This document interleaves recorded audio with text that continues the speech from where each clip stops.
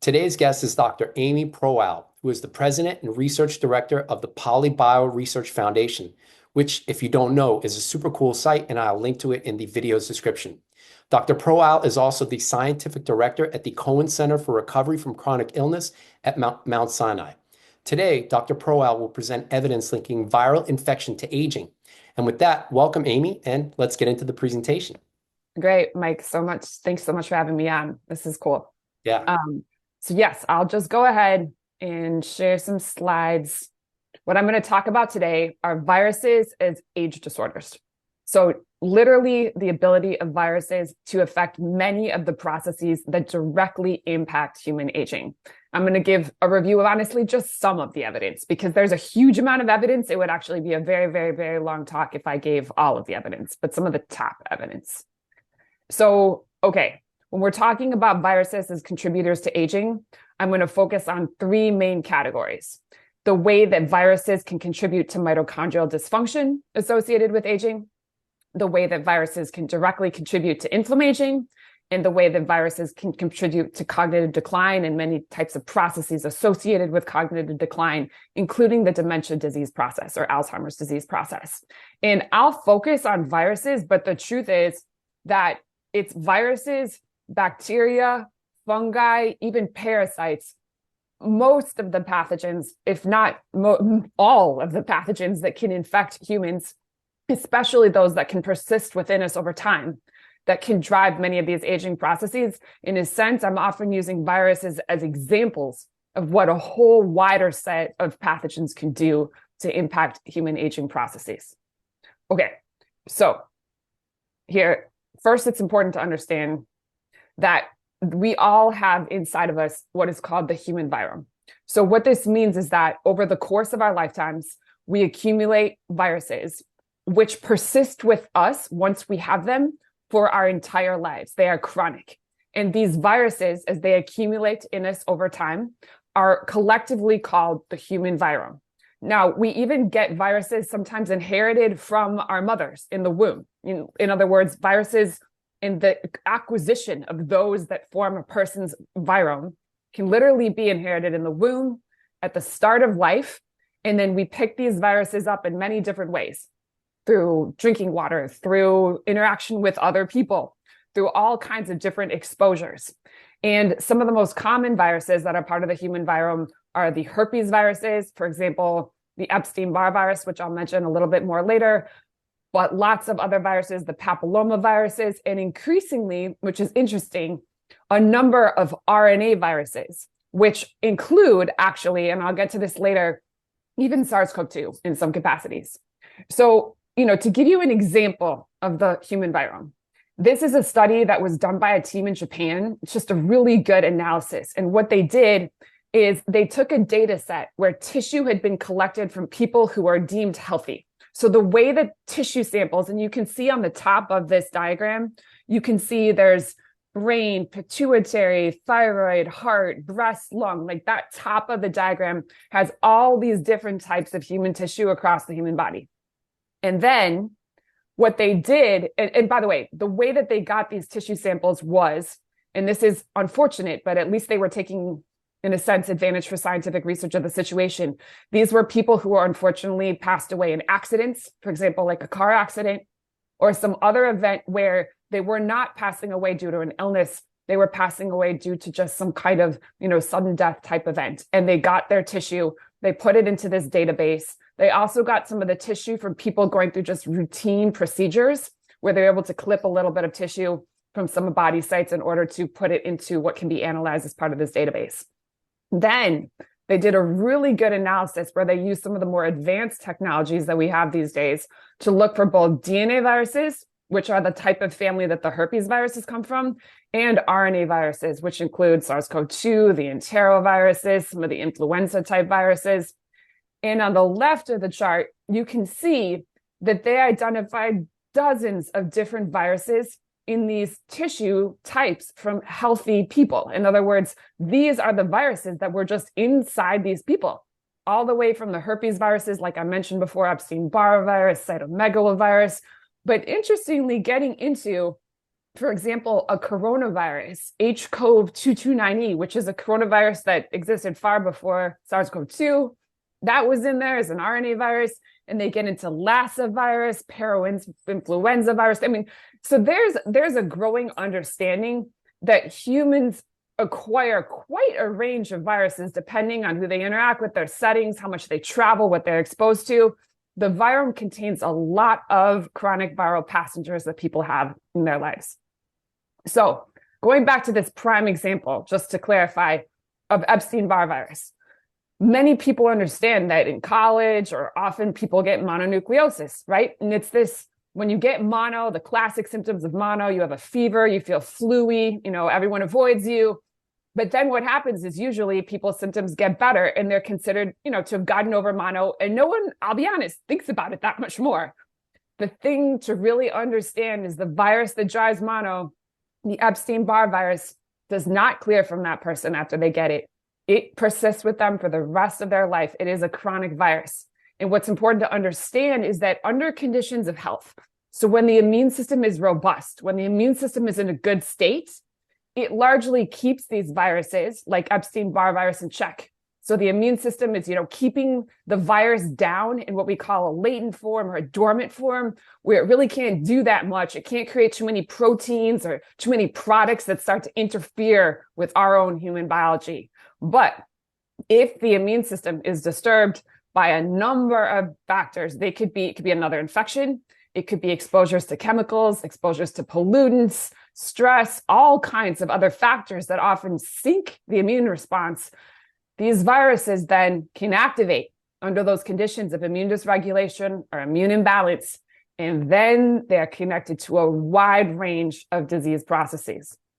So what is very important first then to understand about what they can do in terms of affecting human mitochondria is the fact that viruses are obligate intracellular pathogens. What that means is that they cannot do anything. They cannot replicate. They cannot create a new version of themselves, which is necessary to do pretty much anything that they do as a virus, without pulling the substrates needed to create the new versions of themselves from our own human mitochondria. So this is a paper I wrote about that with my colleague at PolyBio, Mike Van Elzeker. He's a neuroscientist. And what we do in this paper is we walk through the different mechanisms by which viruses, bacteria, fungi, and even parasite pathogens directly hijack the mitochondria of the people they infect, especially over time, to pull, again, these really important mitochondrial substrates that should go towards our energy metabolism towards their replication and their benefit. And so, for example, this is a diagram from the paper. This is a mitochondria. And you can see in the middle of it the TCA cycle. I'm pretty sure many people who are interested in aging, mitochondrial function, understand that this cycle is happening in our mitochondria. The substrates produced are supposed to give us energy, are supposed to feed into our pathways. In the blue boxes in this diagram, those are viruses, many viruses. And what you can see is those are the different parts, the different, signaling aspects or parts of the mitochondrial metabolism that those specific viruses hijack or hack in order to disrupt mitochondrial metabolism to benefit their own reproductive needs. So by definition, if someone has a chronic viral infection or bacterial or even fungal over time, there's almost no way, if that infection becomes more active, starts to do things over the course of a person's life, that it's not detrimental to that person's mitochondrial function over time, which could, of course, be impacting aging processes and mitochondrial health. So next, we have inflammaging when we're talking about aging.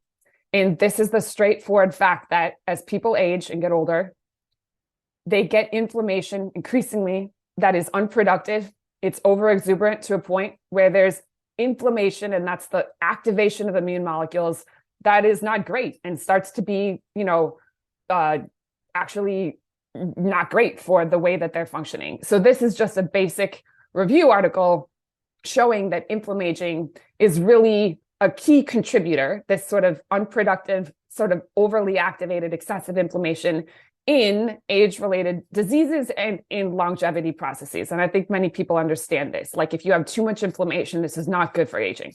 So a straightforward, molecules that are part of the inflammaging process are called cytokines.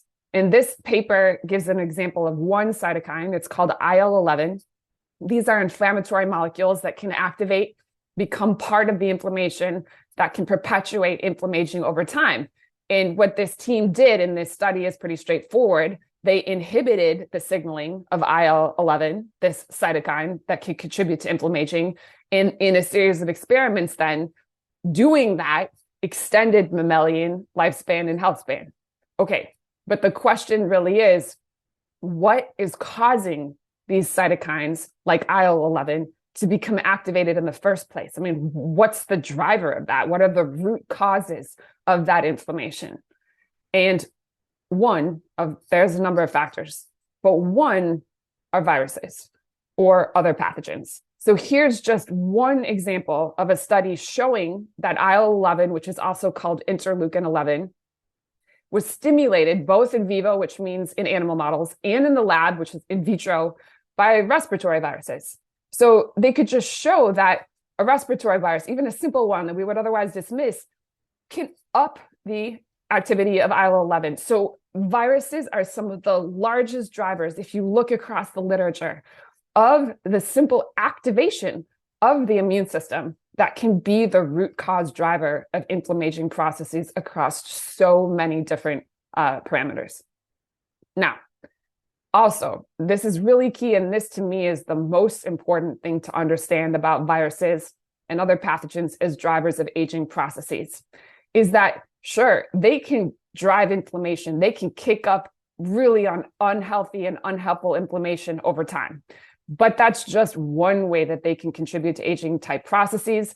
The way that they really mess with us is by directly distorting our human signaling that is supposed to be correctly allowing pathways connected to longevity. For example, pathways that control senescence, which is the ability of cells to sort of replicate and be healthy in the way that they do that over time. So what this team did is they did a network-based analysis, and it uncovered dozens of viruses that encode proteins experimentally demonstrated to interact with proteins from pathways associated with human aging, including pathways that control really important senescence signaling, which again is a cell's ability to control its power over division and growth. So as they did, the amount of interactions they found between viral proteins that could directly distort these longevity networks in our human body were high. So you can see here the herpes viruses, some of the papilloma viruses were some of the viruses that create proteins that are the biggest age distorter proteins. There are many different viral sequences. These are, associated with proteins that can interact and distort these networks. Many, many interactions with human gene networks. So there were thousands of interactions that the team documented in this one study alone. So what they concluded was this: owing to the considerable number of human viruses, this evolutionary-minded view encourages a reconceptualization of the locus of aging, no longer exclusively focused on our own genetic material, but expanded towards a larger set of genetic entities interacting with our species, such as viruses. And this is really key, is that just viruses can get into the center of our cells, where they can gain access to our human genes, and the proteins they create can modulate the direct expression of our human genes that control most of the processes connected to how we age over time. Now, one of the ways that they do this is because many viruses have evolved to create proteins that are very similar in size and shape to our human proteins. And this is called molecular mimicry. So for example, there are Epstein-Barr virus proteins that are very similar in size and shape to human proteins that are important for controlling the way that our immune system impacts disease. And so what that means is that increasingly the viral proteins that have similar shapes to our human proteins are able to bind into our human signaling pathways in a way that modulates those pathways in their favor rather than ours over time. So now, what about cognitive decline, which I mentioned before? There are just some extremely straightforward research studies that are blowing open the way viruses drive cognitive processes, decline processes that are extremely clear. This is research done by a team at Harvard Medical School that we know well. This is what they did. They made a neuron in a dish model. Basically, they made little mini brains in the lab, and then they infected them with herpes viruses. Those same viruses from the family of Epstein-Barr virus that have a number of those variations on the family of herpes viruses. They did that, and what they showed was that the Alzheimer's plaque, and I think we all know that in Alzheimer's disease, the driver, or what we understand is part of driving the disease process, is the buildup of an amyloid plaque in the brains of patients with Alzheimer's disease. That is at the root of the disease process and the inflammation and the neurotangles that occur as people get sicker and sicker. What they showed in these neuron in a dish models is that the amyloid plaque actually functioned as an antimicrobial peptide, which is basic part of the human immune response that forms in response to infections. So what was happening was that this plaque was actually being seeded in response to infections that were in the dish. And so this is a paradigm shift in thinking, which is that the Alzheimer's plaque might not just be accumulating for no reason. It might be accumulating because it has a function. Pathogens, viruses, or bacteria gradually get into our brain tissue, potentially even via traveling the vagus nerve, this important nerve that connects a lot of the organs of our bodies where viruses, for example, can get more easily into at first, like the gut, get into our brains over time. And then the viruses or the infections seed the amyloid plaque, which forms in response to their presence. So this is a huge paradigm shift. This team has actually shown that the same thing happens. The amyloid plaque forms in response to bacterial pathogens and even fungal pathogens that they use in their models. This is another image from Ben Reedhead's team, who is a really great group studying, again, the intersection of infection, chronic infection, and Alzheimer's disease at Arizona State University. It's actually unpublished data, but he shared this image with me. They'll publish soon showing the cytomegalovirus, which is another herpes virus, concentrated inside, again, the plaques of brain tissue collected from people with Alzheimer's disease. And they're able to show that this accumulation of the cytomegalovirus is associated with a type of glial immune cell activation in the brain of certain Alzheimer's patients that's detrimental and a large driver of the Alzheimer's disease process. And so you're going to see a lot of teams in the next years come out with data like this, positioning viruses right at the heart of Alzheimer's plaque formation. So what do we do about it? This is the thing is, we could freak out and say, oh my gosh, this is terrible.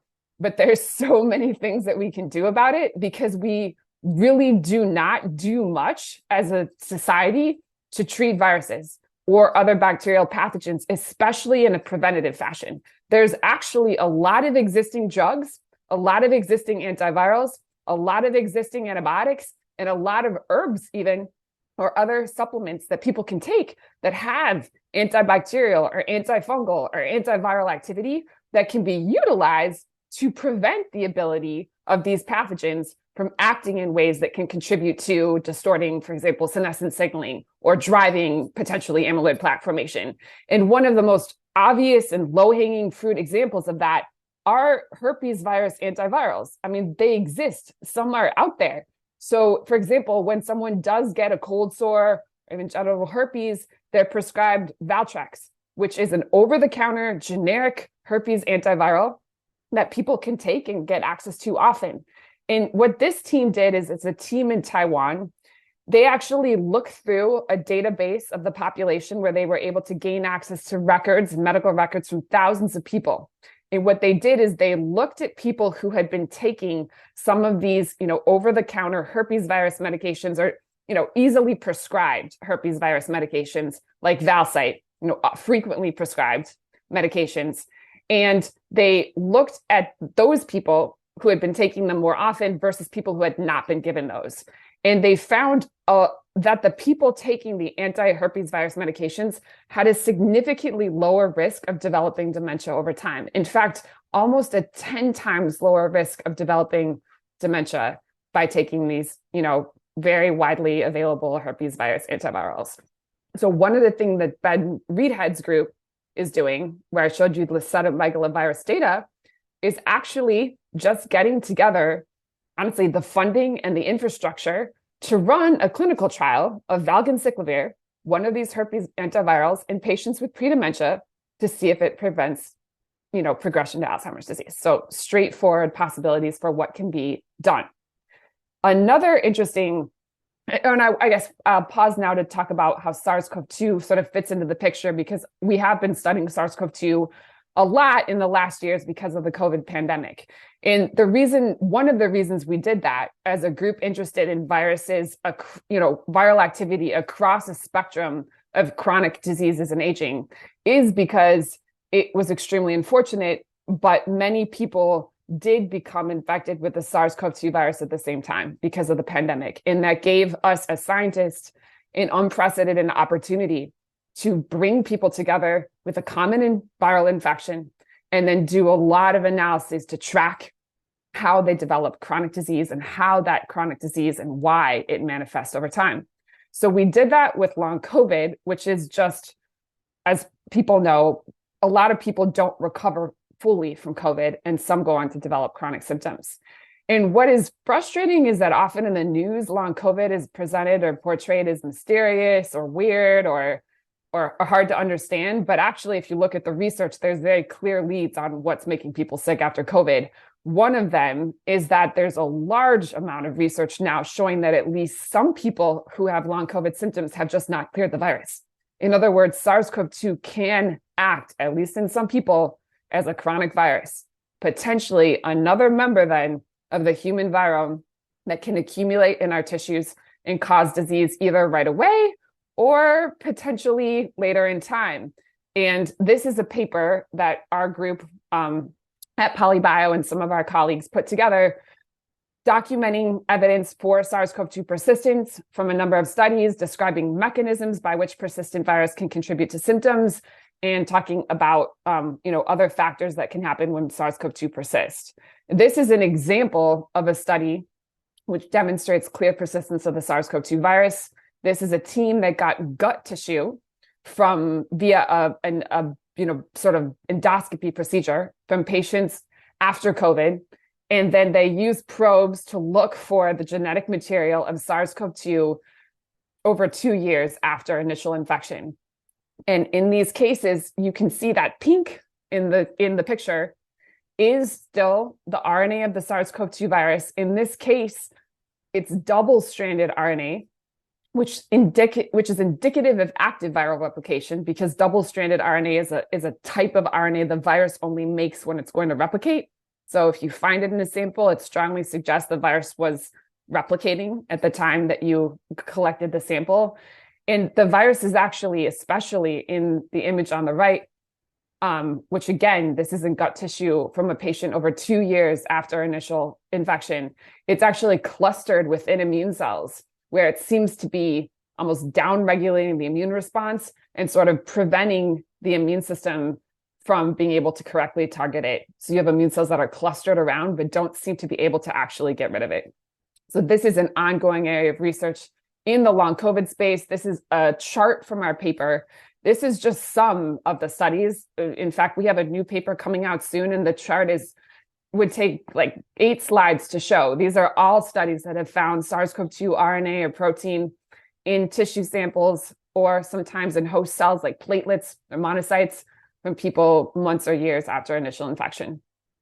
So with that in mind, one of the things that we're doing, I think that's interesting, to try to address SARS-CoV-2 persistence and also the potential reactivation of other viruses in people with long COVID, is we're actually running at Mount Sinai, where I'm a scientific director of the long COVID clinic that you mentioned.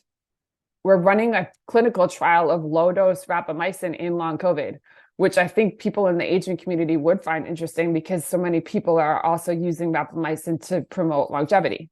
The reason we're using rapamycin in a low dose, and we're talking about a really low dose. So our study starts with 2 milligrams once a week, our trial, and then finally moves into 4 milligrams once a week, but that's it. That's the highest dose that people are using.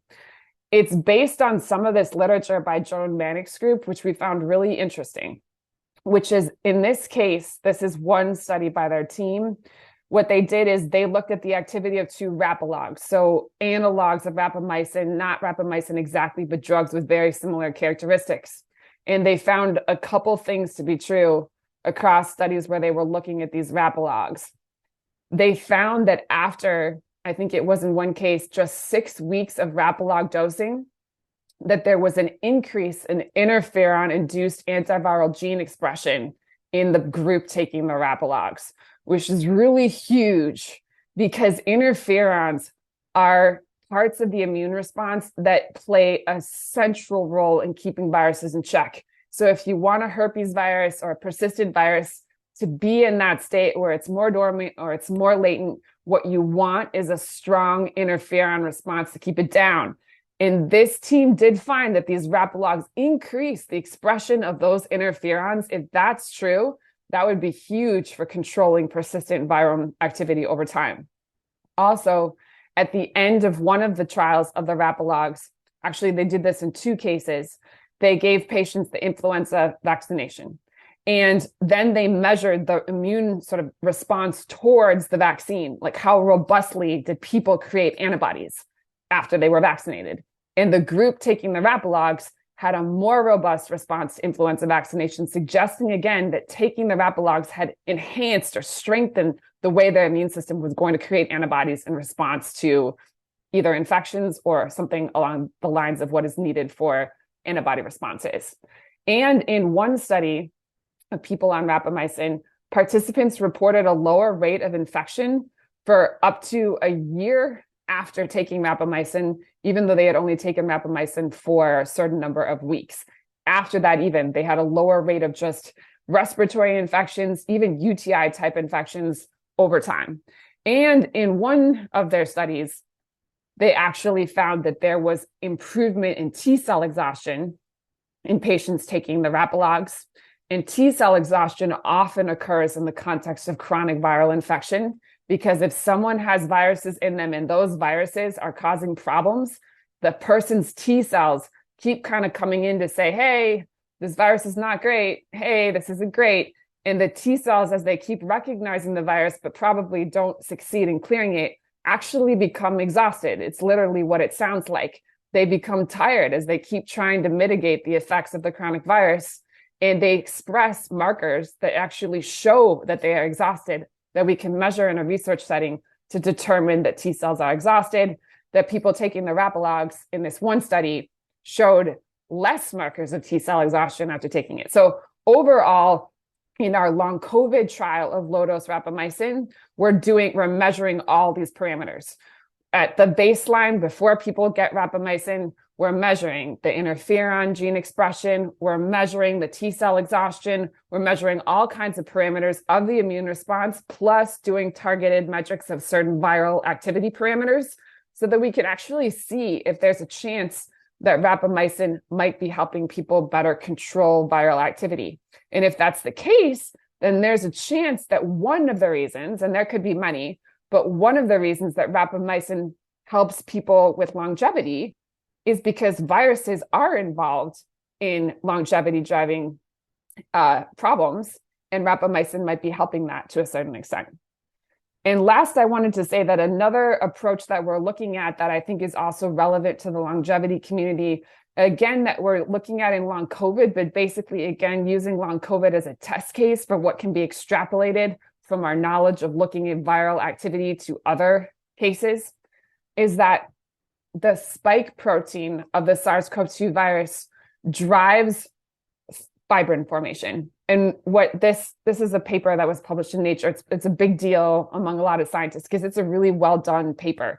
They showed again that the SARS-CoV-2 spike protein basically directly affects and kind of seeds both fibrinogen which is the sort of substrate for clotting in the human body, and fibrin, which is the more sort of hardened form of fibrinogen that forms clots.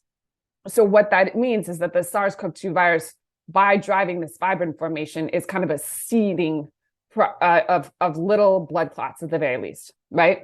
So that has been documented by many groups now in long COVID as well. This was an early finding in 2021. Most long COVID patients have what are called microclots in their blood. They're these fibrin amyloid deposits. It's that clotting part of fibrin with a bit of amyloid, likely driven by the spike protein. And these fibrin amyloid clots, which might even still contain spike protein, we're researching that, start to accumulate in the person's blood. This is not great because likely these little clots, get into their smaller capillaries or the blood vessels that are supposed to be feeding their lungs or their heart or even parts of the nervous system, and block them up so that blood flow gets worse. Vasculature, blood vessel issues become more of a problem.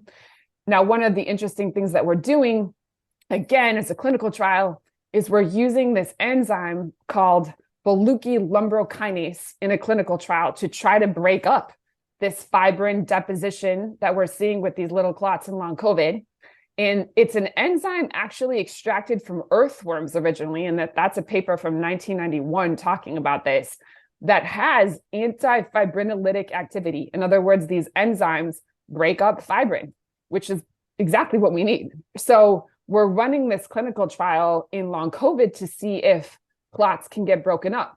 But the important thing to understand is that the seeding of fibrin into a clot form that is not great actually happens from a wide number of pathogens. So many bacterial pathogens actually seed fibrin formation. Other fungal pathogens have been associated with fibrin formation, to the point where actually, if bacteria team up together, and this is a whole other topic, but when bacteria contribute to chronic disease, they often do that by teaming up together and forming what's called a biofilm, where they together start to, actually act together. They even sort of split up their functions. And they do this to persist in the face of the host immune response. And the matrix that they create for their little biofilm bacterial community is made of fibrin. So this lumbrokinase type supplement could actually be breaking up spike-driven type fibrin deposition, but also biofilm type deposition. So there's a lot of promise here in sort of getting at this fibrin deposition that pathogens drive that is not helpful. And so I thought, for example, that it was interesting. I saw the other day on Twitter that Christine Peterson, I think, co-founded the Foresight Institute, and I'm part of their health extension strategy group. She said, I take this, most older people should. It was based on someone saying nattokinase saved their life. Nattokinase is similar to lumbrokinase. It's a different, slightly, it's made from actually soybeans, so it's not made from the earthworm products, but it also has an fibrinolytic activity. And so I thought it was interesting, again, that the aging community is taking something often that disrupts fibrin, but they might not understand that part of why this might be helping them is because it's breaking up the products seeded by the pathogens, the viruses and the bacteria that are part of aging processes. So with that, then, I will just quickly say that part of what we've been doing with this work is the Long COVID Research Consortium is a group that we founded to be studying a lot of these trends. These are just some members of our team. We're doing a lot of collaborative work. And you can get on our PolyBio website. You can actually explore a lot of our projects. Really important to what we're doing, this is the last thing that I want to discuss, is that if you want to understand whether it's the activity of SARS-CoV-2 as a driver of chronic disease, or SARS-CoV-2 persistence and what that's doing to people with long COVID symptoms, or any virus really, and what a virus is doing to drive chronic disease processes or aging processes, you cannot just study blood samples from a person. And it's really remarkable if you start to look at scientific research, how much of the study we do of what can be wrong with humans or what contributes to chronic disease or aging is done on blood analysis. And that's because it's easy to get blood samples, right? Someone comes in, we're used to drawing blood, we do that, we analyze the samples. But the big problem is that the pathogens that are part of the human virome, many of these organisms, many of the pathogens that persist with us and are the biggest potential drivers of inflammaging or age disorders that can start to interfere with our human gene signaling or our mitochondrial function are in our tissues and not in our blood. So if you're a persistent pathogen, it is just dumb to be in blood. If you're free floating in the blood, that's where the immune system is most likely to recognize you, target you, and kill you. So what these pathogens do is over time, especially, they move out of the blood and into tissue where they, in simple terms, hide. We often call that, amount, the pathogen that's kind of persisting now inside our tissues or nerves in a lower level, but a level that can still drive many problematic processes. We often call it a reservoir. So a small amount of pathogen that is detrimental. So in order to find these pathogens and really start to connect them to chronic disease processes, we can't just get blood samples from people because we're not always going to find the viruses there. And in fact, the study of blood and the fact that a lot of the viruses or pathogens that can contribute to aging or chronic disease are not there is one of the reasons that this topic is sort of missed or overlooked more than it should be when it comes to aging. So what our group is doing a lot is collecting tissue samples from patients with long COVID or related chronic conditions, Alzheimer's disease, cardiovascular disease. And we do this by actually working, and this is a huge amount of what we do, to work with surgeons who are able to get samples of tissue during surgery, which they're able to stabilize and prepare for research, or patients who are willing to undergo biopsy procedures so that we can get parts of their lymph nodes, so that, again, we can get gut tissue, so that we can get tissue from the peripheral nervous system, all kinds of biopsy procedures that we're working on as part of our studies that allow us to get these unique tissue types that in some cases have never actually been previously analyzed by scientific teams for viruses or other pathogens. So that's a large part of what our research program does.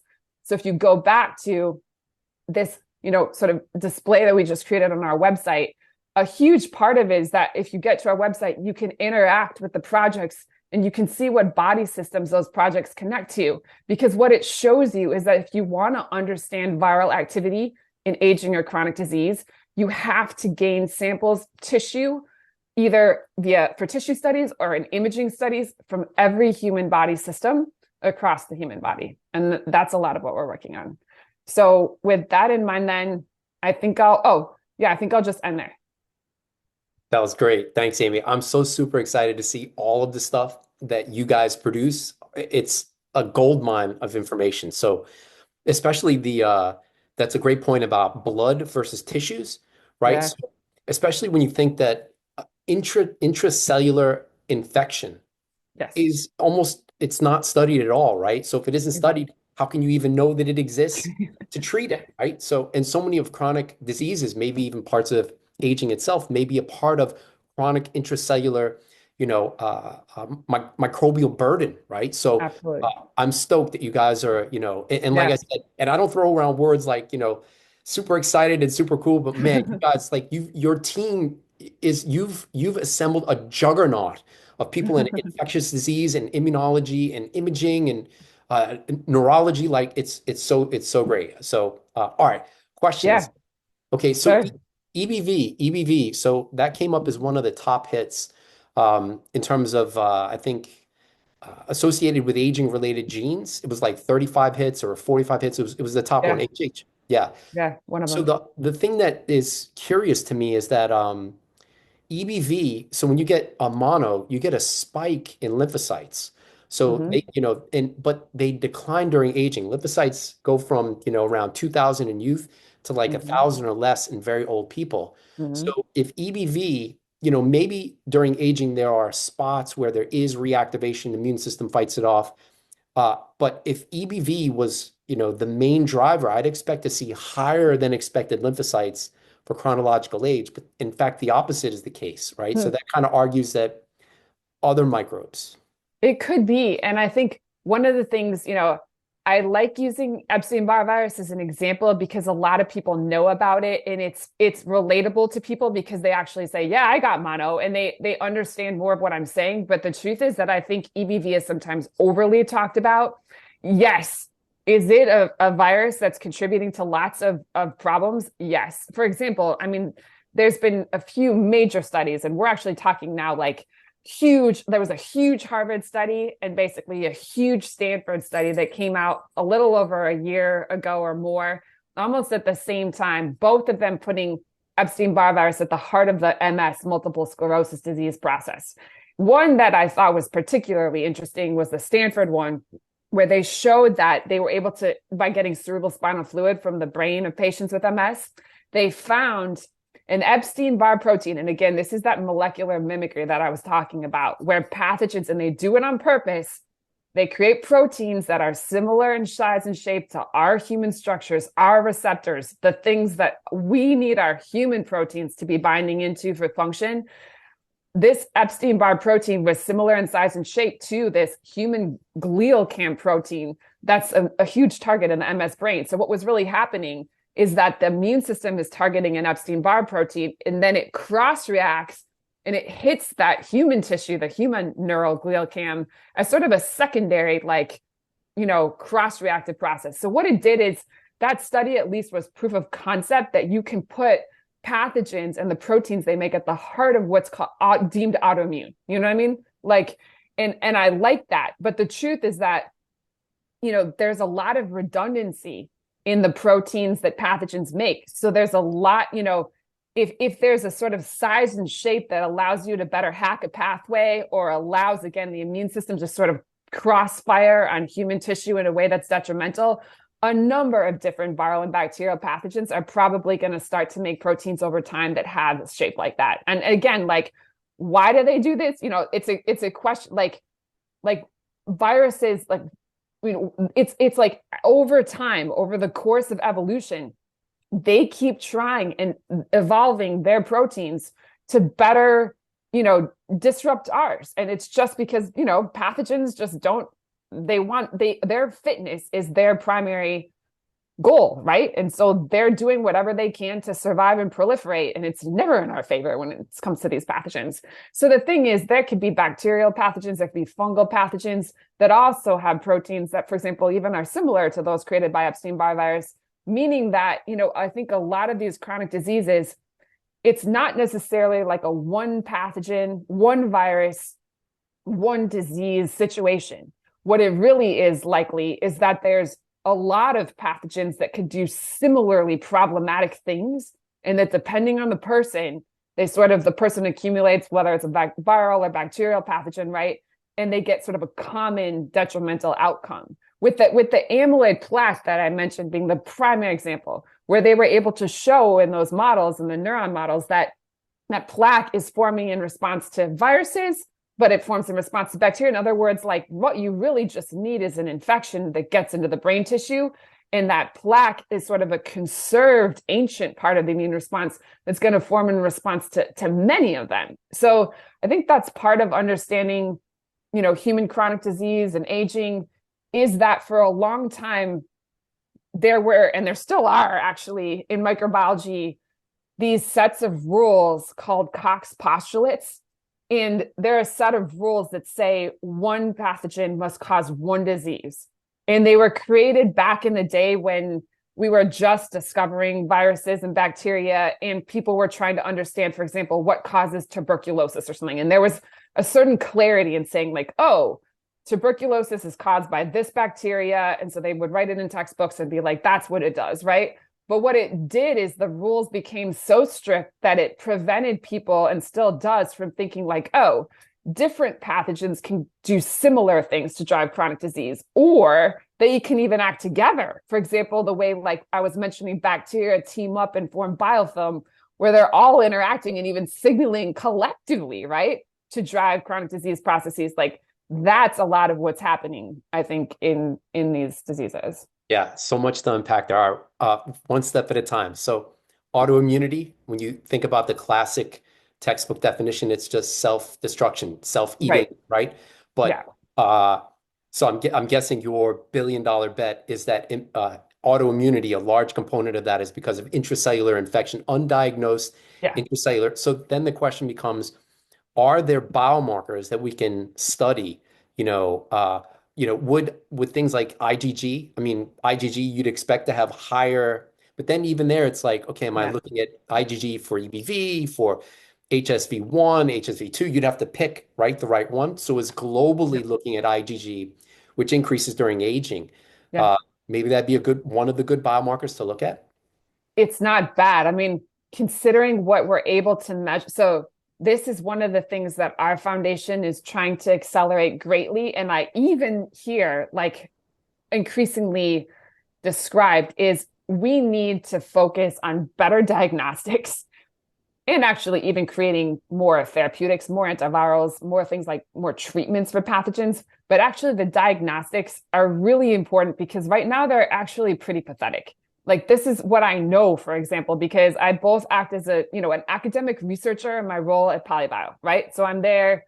We do even a lot of the stuff that we do with identifying pathogens via computer programs and all that. And then in my second job, I, along with my co-founder of CORE, that clinic in Mount Sinai, we actually are just trying to say like, okay, we're trying to treat patients. We're trying to create a clinic where we can diagnose and treat people in the real world, like take that academic knowledge and make it actionable. And that's where you see this huge gap between what we can do in a research lab, where we have access to technologies that can, capture the activity of single T cells, or, take a tissue sample and basically work backwards and identify the genetic material of any pathogen in that sample via sequencing. None of that is available in the clinic, give or take a couple attempts right now. So there's this, huge need to take some of the, like a lot of the research tools we have and start to go ahead and say like, all right, what does it take from the side of, VC, from the side of, from the side of people to move them into the clinic? Because right now, I would have to say that the most you could do to track viral activity over time would be to measure IgG or IgM. And what that is really is, the immune system is creating antibody responses. It's recognizing these pathogens over time. And, if you see increased signs of the, like you said, IgG is elevated, yeah, I mean, it suggests that the immune system is, recognizing the pathogen perhaps a little bit more and more, which suggests the pathogen might be up to something over time. And it's something I would track that actually. I would do that over nothing. And yet IgG doesn't really give you that much idea on how active the pathogen is, what proteins it's making. It's pretty blunt. So there's a thing where I would say, yeah, I would track IgG and IgM. It's like a related part of the immune response that sometimes signifies more recent exposure to a pathogen. I'd do it while at the same time pushing for just reminding everyone we need improved diagnostics, and it's possible. The groups, the teams are there. We just need the momentum to care enough to start to do the actual translation. So taking it a step further from IgG, what diagnostics would you prefer to see? There's a couple. I mean, first of all, what I think is really cool that teams can do in a research lab is they can understand if a T cell is still responding to a persistent pathogen. So they can basically, like, for example, with SARS-CoV-2, when we're looking at persistence, one of the ways we actually can work from a blood sample, because of the tissue being difficult to get sometimes, is we can take a person's T cells, and then teams can use sequence the way that T cell to get it, capture its activity, to realize that it's still in a state where it's still responding to SARS-CoV-2 and its proteins, it's still active. And that we can capture that and say that's a SARS-CoV-2 specific T cell, which means that you must still have the virus because the T cell's still there, activated in response to it, right? So kind of using the immune system as a biosensor of the pathogen. And that's cool, especially because with sequencing, you can actually even tell like how more recently the T cell encountered the pathogen, like whether it was a week ago, a month ago, like you can get pretty intricate on like the information gained from the T cell, right? So that, for example, like, okay, it would be so amazing if you could just know, you could run a panel in the clinic of which T cells do you have in you that are activated in response to pathogens. I mean, that would be amazing, right? So because T cells are much more specific, like if a T cell is brought in, something's up, right? So there's those therapies where you're using the immune system to better capture persistence. And I think those are cool because while the pathogens are often not in the blood, the immune cells that recognize them do circulate through the blood. So sometimes those are maybe the more realistic, accessible diagnostics. That being said, too, I actually do think that, let's say for someone, I don't know, with long COVID or issues over time, depending on the situation, doing, let's say, what's called a flexible sigmoidoscopy. It's a procedure to get a piece of gut tissue. Yes, is it a little, invasive? Yes, but it's actually fairly routine to do this. And it's done in other conditions where we think that disease really matters. So obviously, if someone has cancer, we have no qualms about doing a biopsy or something to get tissue from the place of being a problem, right? So if we were able to potentially, let's say, get gut tissue from people over time, either with symptoms or even people who are just sort of curious about their health, that's where we could start to use some of the sequencing tools we have too, to really start to be able to say, boom, boom, boom, boom, boom, here are some of the pathogens that might most matter in your aging and health chronic age processes. Because one of the things that we're most seeing in studies is that viruses, we often get them, I don't know, we respiratory or we eat them, or we get them in foods, right? So you get viruses often end up in the gut. And so the lining of the gut is sort of a real site of where viruses start to accumulate. In fact, in that paper that Ben Reedhead's team at ASU will soon publish, what they really found was that it seems that the virus that contributes to Alzheimer's over time starts in the gut tissue and then climbs up the vagus nerve, which innervates the gut tissue and gets into the brain later. But the gut is sort of where it's, hanging out at first. So to me, getting a piece of gut tissue and using some of the sequencing tools we have that can basically call out any of the viruses or pathogens in that sample, not the worst in terms of giving someone an idea of how their virome is set up. All right, so I got so many questions. All right, so first is, could you sequence T cells? Could you break it down by, like, if you've got a whole T cell population, you could say, that it's specifically you've got CMV related T cells, and that's, the dominant driver in someone's case versus, can you identify specific tags on cell surface markers on T cells to identify which? Yeah. In a lab, yeah. In a research lab, some of the T cell technologies that people are using, yes, you can absolutely understand what even a single T cell is, like exactly which virus. It's not only that, which protein created by the virus. Like, for example, like cytomegalovirus creates a number of different proteins. You can tell if the T cell is responding to a specific CMV protein, right? So yeah, you can do that in a lab. So, but for example, John Wary is one of the researchers. He's at Penn. He's actually a legend when it comes to chronic viral infection. He has his lab has some of just the best, T cell. They can seek T cells. It's really amazing. But when I talked to him, he actually says the clinics, like an average clinic, is about 30 years behind what they can do in the lab. I mean, that's crazy, right? So yeah, that's an insane gap to bridge. I mean, where we need to take those advanced tools and, figure out how to make them more realistic. It's a little like, yeah, they're expensive now. They are. I mean, the studies where we have to raise millions of dollars to do this. Like, it's kind of like when a first computer was made, and it took up a whole room or whatever. And it takes a while to iterate that into a laptop, but it's possible. So yeah, that there's a huge amount of diagnostic potential then, depending. Yeah. All right. So then in the gut, then the question is, what gut mechanisms are deficient? Like, I mean, so the gut immune system, short chain fatty acids being a part of, I don't know how much gut physiology. I don't know Wow.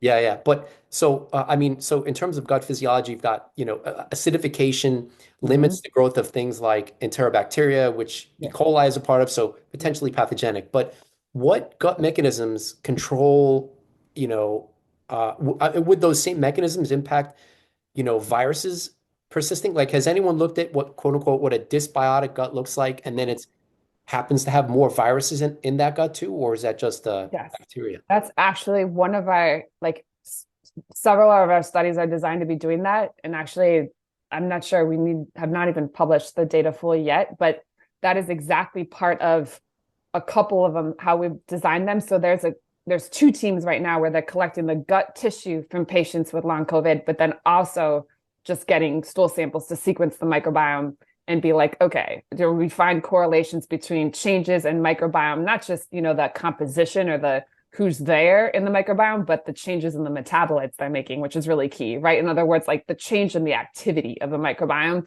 and the presence or absence of a persistent virus or viruses in tissue. And the same with lung. We have a really cool study where there's a team getting lung biopsy via bronchoscopy, but then also sequencing like the sort of upper respiratory tract microbiome to sort of understand, again, that relationship between microbiome and like what might be more of like a single viral infection or virome issue in the tissue. And the truth is, though, I would bet some money that there will be a relationship, because it goes both ways. It's almost like it feeds into each other, at least from a standpoint of thinking about it. If you have a pathogen that gets in the lining of the gut and it doesn't clear, it likely downregulates the immune system to stick around. It's a little like in that image I showed you of the SARS-CoV-2 still in the gut tissue. The team is sequencing those immune cells and they're downregulated. It's like they're not acting the way they should to be active enough. So what it really means in simple terms is you kind of maybe are seeing a general sinking of the immune system in that area near the persistent virus. And that is just going to give the microbiome a chance to go become dysbiotic. Because again, the microbiome, a lot of people, as you know, and I think we describe microbiome as like a group of healthy, friendly organisms. And that is not correct. Microbiome is a group of organisms that can act as commensals under certain conditions, but can totally change their gene expression to act as pathogens or create many problematic products under conditions of immune dysregulation or imbalance. It's really, so if the immune environment in the gut goes down because of persistent infection, for sure the microbiome, like some of the bad players, are likely going to start to act up, and you'll likely see the microbiome kind of now go towards a state that's not as great. I actually think that probably feeds forward and probably creates a better environment for the persistent virus. You know what I'm saying? So and this is how chronic disease perpetuates. And the same thing too, being that both the persistence in the gut of the virus and the microbiome dysbiosis likely create inflammation, unproductive inflammation that likely wear down the lining of the gut. So you're getting leaky gut, whatever you want to call it, gut permeability, I'm sure. That we see in long COVID. There's a number of teams that have kind of started to correlate persistence of the virus in the gut with, more permeable gut barrier. And then that allows, at least in the case of SARS-CoV-2, the spike protein to leak into the blood. And then that's a disaster. That's where spike then starts to activate all kinds of other immune cells and clotting problems and this and hit the blood vessels. And now you created this huge downstream cascade that's going to cause way more problems and symptoms. The same true of the bacteria. As the gut is leaky, you're going to get translocation of the bacterial organisms into the blood. That's going to cause all kinds of problems. It could even seed the fibrin that are part of those clots. And now you have that. So all of this really does, I think, feed into each other. But then conversely, we are trying to understand why some people, seem to harbor the SARS-CoV-2 virus in their gut persistently and others don't. And probably one of the predisposing factors to why people sometimes don't clear the virus is because their microbiome wasn't in good shape when they got infected. So let's say someone's microbiome is already dysbiotic, there's an inflammation, the virus is probably just in a better environment to persist. So it really is like a, kind of feeding forward, all connected type situation. Yeah. So I think there was one thing, everything you said, I agree 100% and it makes sense. The only thing that I think you missed was, so let's say you've got virus, some viral burden in the gut, right? In the gut lining. And so that block of cells that was unable to clear it potentially goes senescent. And I'm sure you saw Oh, yeah. yeah, so I'm sure you saw that paper that was published a few years ago that senescence is an antiviral mechanism, right? So Yes, I have. Yes, yeah, I so can put that but one but in then my slides. Yeah. yeah, but right, yeah. But so then, as you mentioned, right? So so now you've got a potentially a group of cells in the intestine that are senescent, and Yep. then they're releasing inflammation, like you said, and then Yes. inflammation. Where's that? So 100%, that all makes total sense. Actually, I agree with you. Well, I focus on the fact that the virus is downregulating some of the immune cells. There's also it's like what it really is immune dysregulation, where you're getting some of the immune system turned down and some of the immune system kicked up, and none of that's productive, you know? So it's kind of a skewing of the immune system, some towards the pro-inflammatory and some towards the downregulation. Yeah, I agree with you. And in a vicious cycle, like once that process Exactly. starts, it's Yep. just going to amplify over time. Yeah. So then also, I'm sure you've seen the papers on there is a gut-lung axis where I can't remember if it was inulin or SCFAs, but they fed mice. I think it was inulin where obviously they got a boost in short chain fatty acids in the gut, Yeah. and that enhanced their ability to survive after viral infection. So Yeah. there is a gut-lung axis, but then as you mentioned too, it goes bidirectionally where Yeah. the respiratory infections can affect the gut too. So Yeah. so then Exactly. it goes to the question of, are there things you're on the cutting edge of this. Are there things you're doing in your day to day that you think could Yeah. I mean, and there's one group that we're just starting to use their probiotic a little bit, but it's a group that has a probiotic that, at least according to some of their data, can convert lactic acid into short chain fatty acids. And this is interesting to us. Like, okay. So in other words, again, we're considering trialing it in long COVID again, because if you're trying to intervene, whether it's on the persistence in the gut or something, you need to intervene somewhere, right? And let's say we can improve the microbiome and actually start to recreate better butyrate production or improve the signaling there. Well, maybe that at least starts to improve the environment and kind of cut through that vicious cycle we were talking about. So we actually really do think that microbiome-based approaches are important in long COVID, or you name it, like chronic conditions associated with viruses, whatever it is, right? So that is definitely part of it. And then what was your question? The other? so wait, just going back to I Yeah. think that covered it, but wait, so going back Yeah. to the diagnostics, your point Oh yeah. about What do I, okay. yeah. Yeah. Yeah, your personal, yeah. Yeah. So in in my yeah, with all right, with SARS-CoV-2, um, I definitely I do think that, I take the lumbrokinase, nattokinase stuff. I've been taking those for years though. So I started taking, I think, lumbrokinase 10 years ago because there was already data that it could break up biofilm. So it was convenient that, like, it also seems to break up fibrin from the spike protein. So I'm on that a lot. And if in the cases, a couple of times I've gotten COVID, I up that because there's just, to me, knowing that the spike is seeding fibrin, and that's probably one of the things that it's doing to drive clotting problems with the blood vessels, which is a lot of what I'm worried about. And I can get in the way of that. That's just a sort of straightforward thing to do. Then with antivirals, I mean, there's a lot of natural antivirals. So like olive oil, even supplements. I use cat's claw, which is, out there, that has broad spectrum antiviral, antimicrobial activity. Here and there, I've experimented with methylene blue, which is really interesting, that is basically shown to have, in some cases, antiviral, in some cases, antibacterial, and in some cases, mitochondrial supporting properties. I likely think that's probably connected, like it might affect organisms in a way that inhibits the way they impact detrimentally impact mitochondria. I'm taking that sometimes. And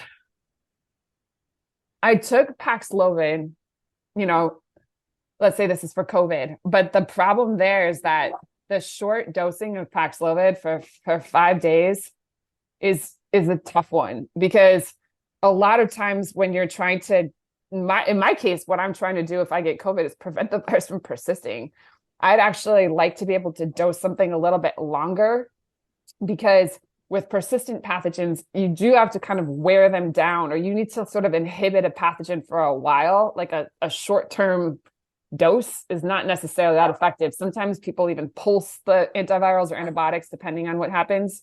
So, in those cases, I've experimented with taking longer Paxlovid, but what we do need is we need more development of antivirals that probably have better safety profiles, I'll be honest, than Paxlovid, where you could take it without, let's say, because the ritonavir is obviously so, just hard on the kidneys, hard on the body. Like, we need to create antivirals that can be taken for a little bit of a longer period of time. I think that's going to be really key towards the treatment of a lot of virome issues, is that we're going to need to do probably combinations of antivirals sometimes in people.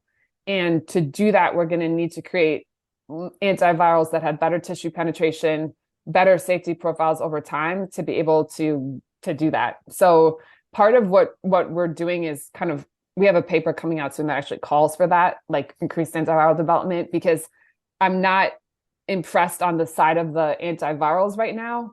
We have a really bad arsenal, especially for the RNA viruses like SARS-CoV-2. With the herpes viruses, I do what I just said. Like, I take periodic doses of the anti-herpes, like Valsite, valganciclovir.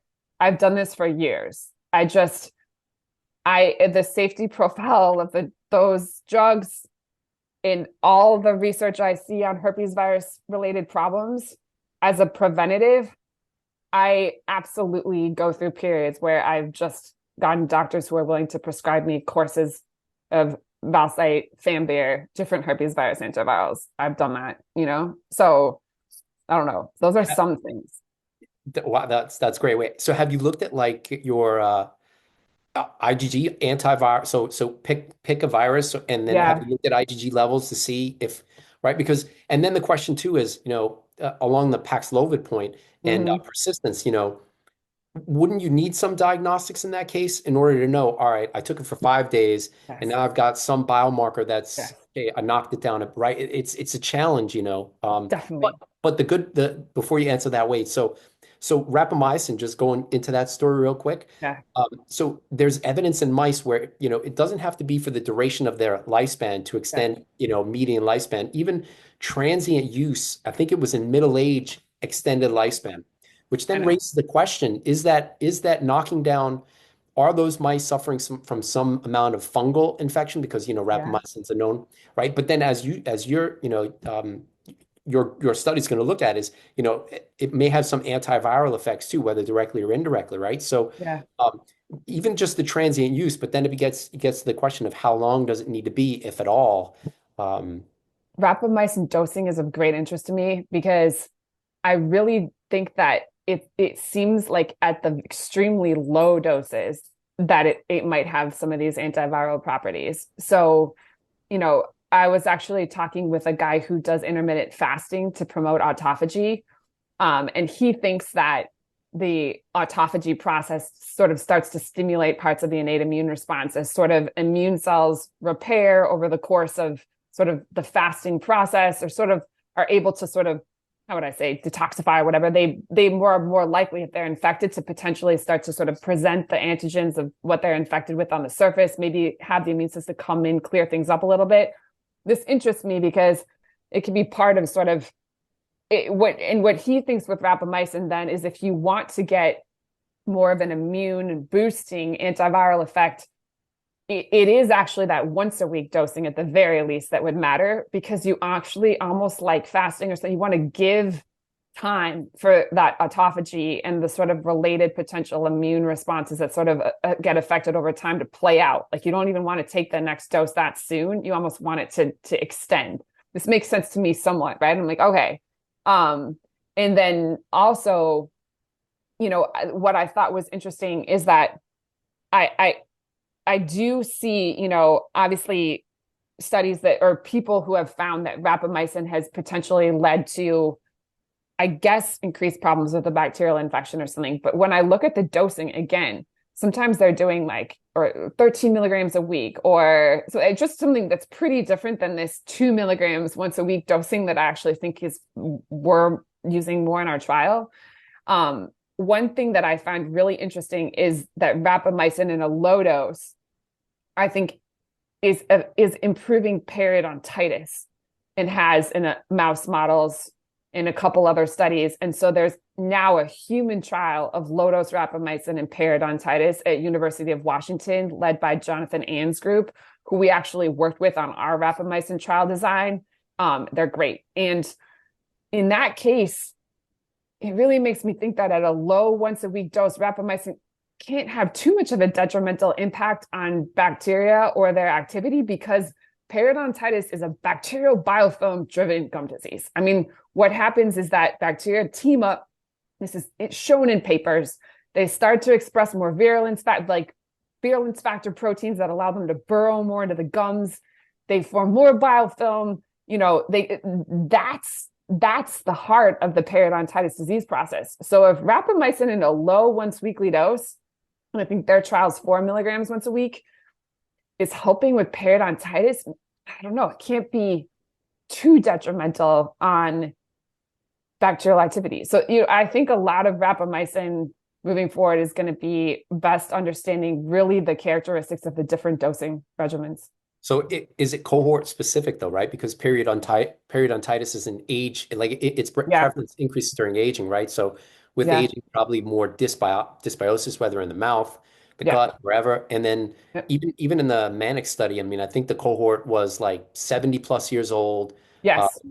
BMI, overweight BMI, right? So then it gets to the aging question of, you have people who are taking, so I've taken rapamycin and it wasn't great. Like, no, interesting.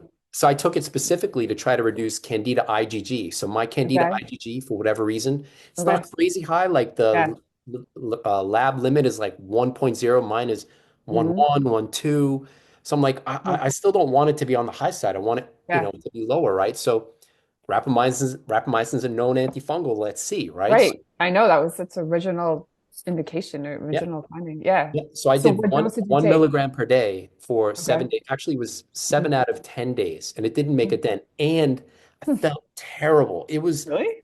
Yeah, I usually feel pretty good, lots of energy. I had mouth sores. I had some no. heart rate variability, resting heart rate. And granted, it's only about a week and a half of data, but it wasn't great. It was on the tending to be worse. My blood pressure, which I track, wasn't good. So my data all was trending worse. So I wonder if interesting, because even, Brian Johnson, yeah, he recently tweeted that he was stopping his rapamycin, except the doses he were taking to me were high.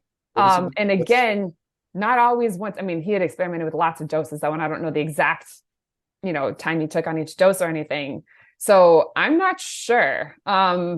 That's why I think I actually am excited about our long COVID trial, because it is going to be one of the first trials measuring these effects of rapamycin on the immune system in a younger patient population. Because unfortunately, like the average long COVID patient is actually often in their 20s to 40s. It hits a lot of people who are young. So the age of our trial is going to be people of at least medium age, right? So in a way, it's one of the, if not the first trial of low-dose rapamycin in younger-ish people. But yeah, I don't know, Mike. The truth is, I've been taking rapamycin, I'll admit it, for like 6 months now. And just 2 milligrams though, once a week, like I said, just so low. And I found it to be just really helpful. So this is the thing. No mouse. Again, no side effect. No, but that's not true. Right after I take the dose, and we've heard this from other long COVID, again, because we talk to long COVID patients the most, especially at first, after I took the dose, I felt worse. In fact, especially the day after, that night of the dose. But it almost felt a little like a Herxheimer reaction. You know what I mean? Like where it often, if you kill bacteria, especially, or even sometimes viruses, as the bacteria dies off, it releases endotoxin that actually makes people feel worse for a while. It had a feeling of that because I've also taken antibiotics. This is a whole other story, like that have done her summer type stuff. Okay. So, so I'd feel worse for 2 days. And then though, like on the third day, wake up and be like much better and just like, just, you know, walk and boom and just feel really good. So, and then a little towards the next dose where I'm like getting towards like, okay, I would take it on Tuesday. Towards that Monday, it would start to wear off a little, and I'd almost like crave the next dose. And then the next dose would sort of reset that feeling worse at first, but then flipping to feeling better. So that, and then over time, it kind of evened out where I didn't feel that much worse afterwards. So I don't know, like, I don't know. So your dose, yeah, so 2 milligrams per day, That's, and that's yeah, per no, week, two once per milligrams week. once a week. That's Yeah, I it. was doing, so I did, right, 1 milligram per day. And like you Yeah. said, I didn't give it a chance to, relax and recover. But it so literally was like felt terrible every day that I was taking it. And I had to Well, take off a couple days where I was just like, I feel horrible. So interesting. then it I gets don't know. Maybe, although like it sounds that you had some pretty bad experiences, try taking it once a one week. milligram once a week only Yeah. So and then see. there's another layer to that story. So Yeah. then about a month later, and I don't know if they're related because the mouth sores was a new thing to me. Like it's like, what is going on here? So like a month later, I had something on the inside of the roof of my mouth. And it's because I'm tracking, heart rate variability, resting heart rate, Mm-hmm. I know what immune activation looks like because Yep. I haven't gotten COVID yet, fortunately, which is crazy. Really? Daughter's gotten it twice. Yeah, I Wow. avoided it completely. That's So crazy. Good for you. but the vaccination, right? Every time I Yeah. got vaccinated, my nighttime respiratory rate, how many breaths per minute when I'm asleep, spiked to like 16.5, 16, Oh, and usually it's 13.5. oh. Anytime I see my data moving in that direction, I've Mm-hmm. got immune activation. So Mm-hmm. whatever Mm-hmm. hit me in the oral infection, it was like Mm-hmm. crazy. I've never had anything like this. So I even hit up my dentist, which got me to the oral surgeon, and I'm sending them pics. And I'm like, do I have oral cancer? I was Oh my freaked gosh. out. So anyway, he suggested that maybe it was herpes virus.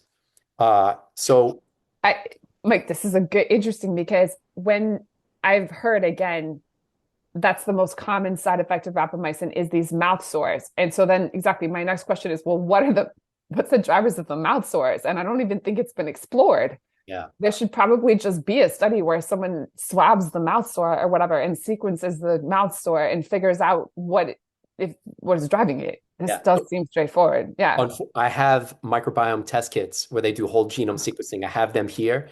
You There's a do? company I've Okay. been using. Yeah. So I've tested Which my oral company? microbiome like did you say show me Or no, or which company?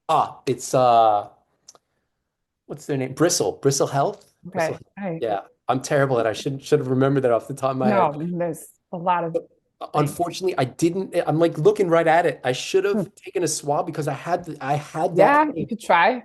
for like a week. But here's the crazy thing. When I was asking you about your own prophylactic things you're taking Yeah. prophylactically, immediately I jump into PubMed and I'm like, if this is, so he was like, all right, maybe it's what is it, herpes? What's the varicella zoster? Was that three? Right. Three? So Yeah. now I'm like Googling, what does that look like? And I'm like, maybe now I'm on PubMed. What could kill off, right? So Yeah. I'm the probably licorice root. What is that? Glycyrrhizic, broad antiherpetic. Started That's taking that, good. and Hmm. within a few days, gone. It Like it was really there for like a week. I don't know if interesting. yeah, I don't know if it's And I caused. used to take that a long time ago, and I might have to try it again. Wait, so here's where that story gets interesting. So after a week, my data starts to get all of a sudden like magically Yeah. better, and I've been battling stuff for like 6 months, Huh. which is another story. But that was pre-rapamycin. So rapamycin Okay. didn't get better Hmm. for a month after. Still, what something's going on, funky immune activation. Hmm. Took licorice root powder, ground licorice root powder for like a week. I'm back. My data is looking back to where it usually is, less immune Hmm. activation. And Oh, where it gets tricky though is licorice root powder, which I'm sure you know, it's related to blood pressure. So it can increase blood yeah. pressure. So Yeah. during that week, my blood pressure was starting to actually come down to where it was over the past few months because I tracked that, I don't know, 3 days Yeah. a week. And then 2 days early this week, it was like 10 units higher. And this has never happened. So I'm like, all right, Whoa. time to stop the licorice. The mouth sores are gone. The herpes, whatever it was, if it was, is gone. Blood pressure's going crazy. It's time to stop the licorice root powder too. So Yeah. I that's guess knowing that you could take it even for like a short period, at least at the time of the sore or something like that, doesn't seem crazy. I mean, and good job tracking it. I mean, I need to start tracking things more. I'm halfway there. I'm a person, I experiment with a lot of logical things, but I don't even have a like I have to sit down with you and a couple other people in the longevity community and get my tracking on track because a lot of what I do, I swear, is based on intuition, where I'm like, it feels right, and it would probably drive you guys crazy that actually track things where I should be doing that more. But I mean, I'm not sure that thoughts are, I actually suspect that maybe the 1 milligram every day was not allowing whatever this autophagy. And again, we need to better understand this, but there might be something with the once a week dosing and the extending of the dose. We know that with antibiotics, for example, where sometimes with antibiotics, less is more too, where if you take, for example, Zithromax and you're targeting bacteria, as the Zithromax decays and that its half-life sort of starts to, play out, it almost seems like the symptoms of the bacteria that it's targeting, people sort of experience different symptoms over time. It's almost like the half-life might allow the antibiotic to permeate different tissue, or it's kind of known in the world of targeting organisms that once a week or pulse dosing that allows the medication to sort of, I don't know, have an extended effect somehow is important either in the organism or the immune response. But yeah, so I don't. But that being said, too, the one thing I wonder about rapamycin is if it, let's say, is improving T cell exhaustion or something, and way more research on this needed, including, thankfully, our trial is measuring this as a first pass.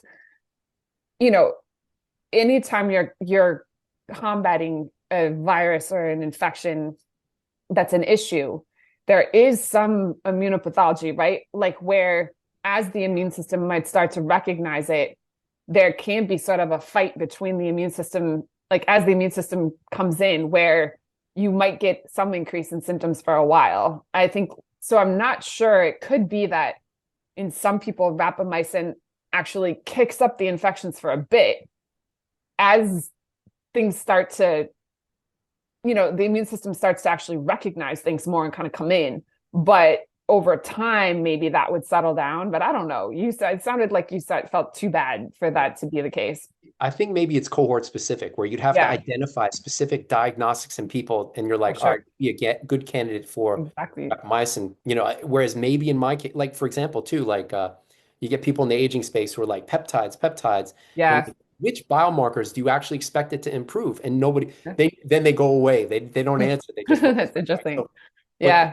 if there were, so in my case, knowing that it didn't make a dent on Candida IgG, I don't know that's, but Yeah. uh, I don't have periodontitis. My oral health is generally good, but one reason I have the oral microbiome kits is because I've got a bacterium and it's living like in one section of my mouth that when I went to the dentist, he was like, you've got localized infection here.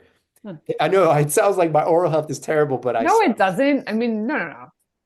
and anyway, so I wonder, it's a bacteria. It's Serratia marquescens, which is a nasty bacterium if it gets into the blood.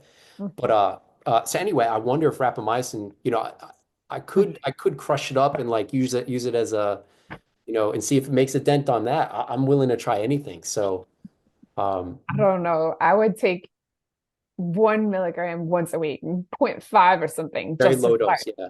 to see if you tolerate it at least, or just don't get any mouth sores at that extremely low once a week dose for a while, and then just maybe check. But yeah, I think a lot more research has to be done on dosing and exactly just the parameters of people because who knows, maybe it's helpful for certain infections and others.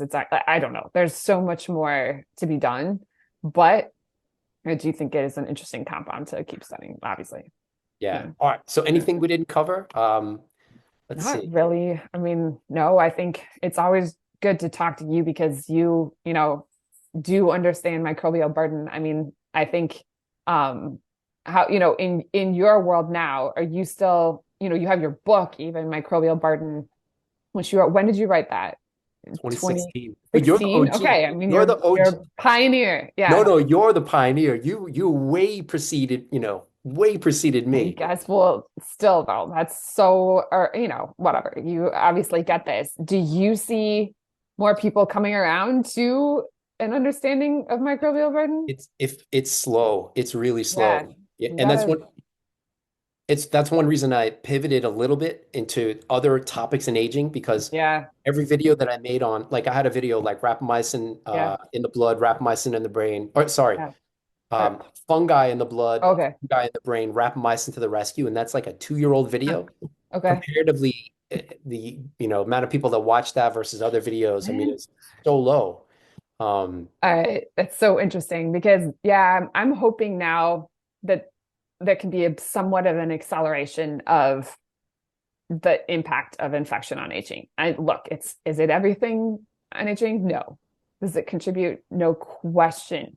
And I think that part of what is cool is that I think that as I see people who are doing really intelligent regimens of whatever supplements, medications, things to prevent aging processes, adding in some of these basic antivirals or antimicrobials, I think it can just take them so much farther. I mean, the truth is that I've also had some struggles because I'm part of certain aging meetings and things where it'll be a presentation and someone's talking about, let's say, like stem cell injections, it's cool, but you can do all of this and probably inject so many stem cells and do all kinds of, pretty expensive and other things. But if you have a herpes virus in your brain, it just like address that too. I don't know. So I hope I'm glad that you're still interested in this. And I'm hoping that especially because some of the technologies are getting better for infection and some of this is moving forward more,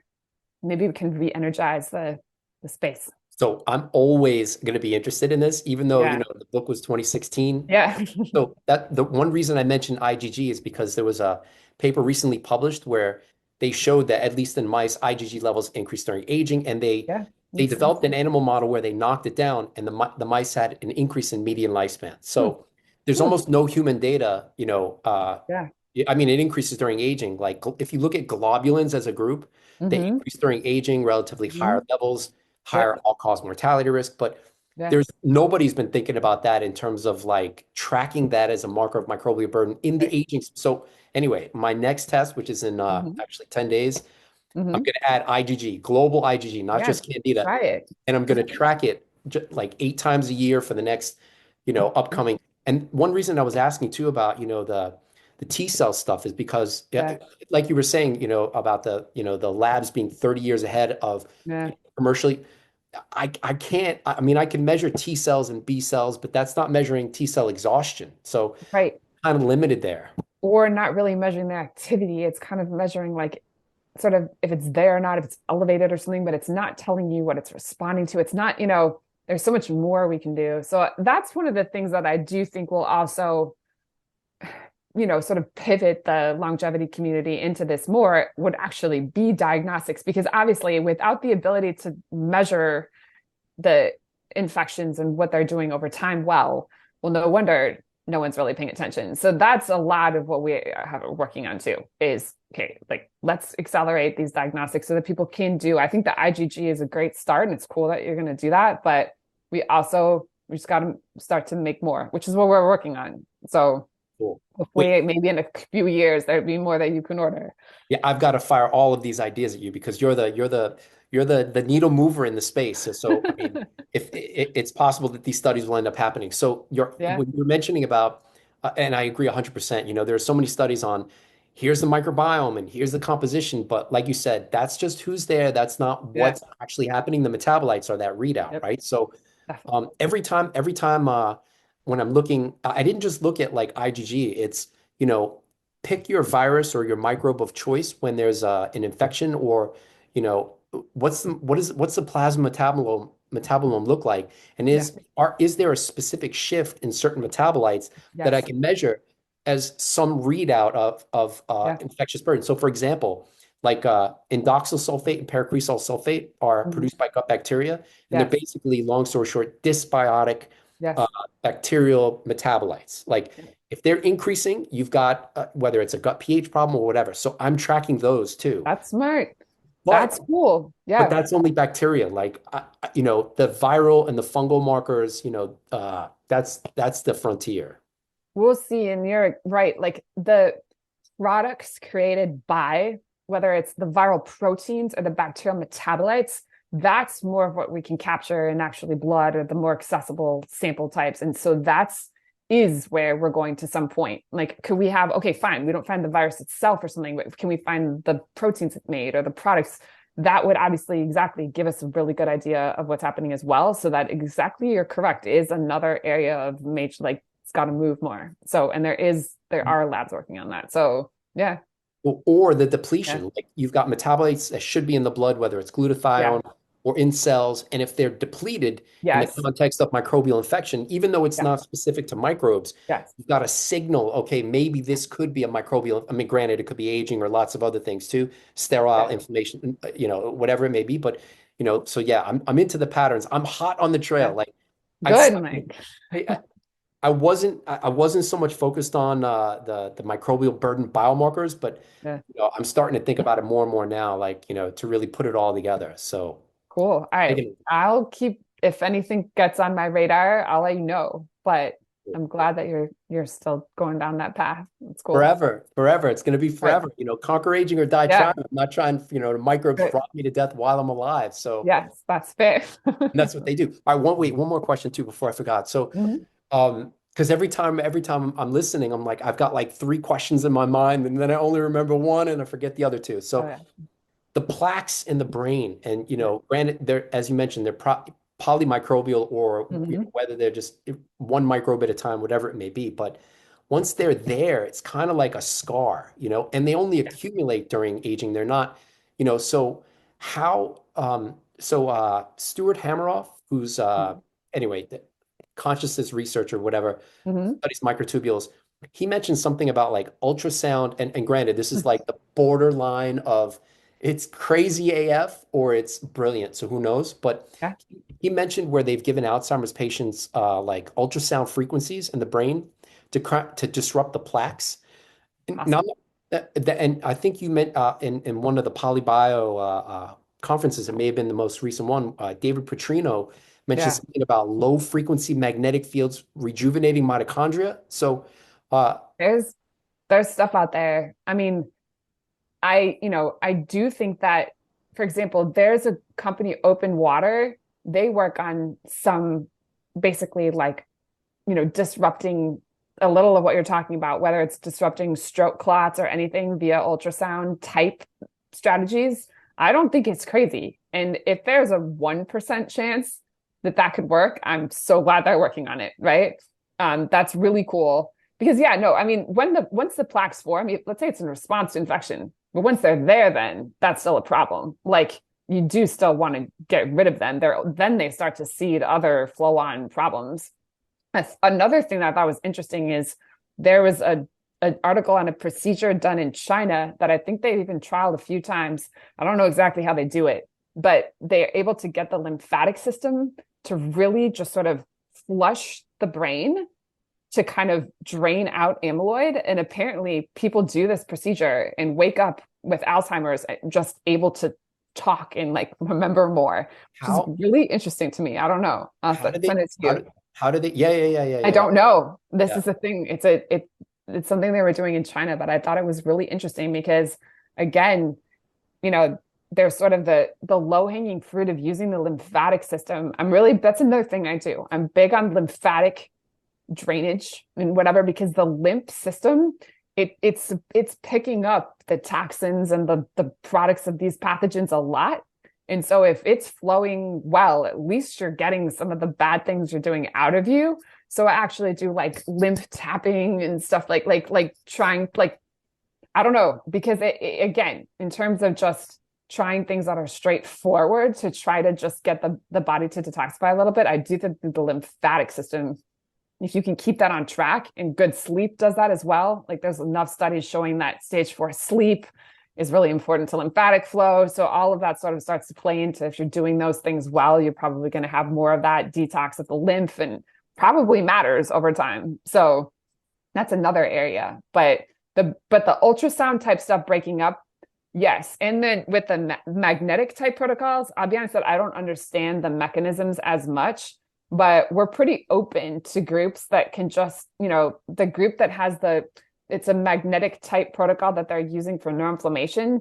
They've used these magnetic frequencies in animal models and stuff, and they've shown reduced neuroinflammation. So we're willing to give it a shot, kind of see what we can do on those fronts, and try it. Yeah. Super cool. All right.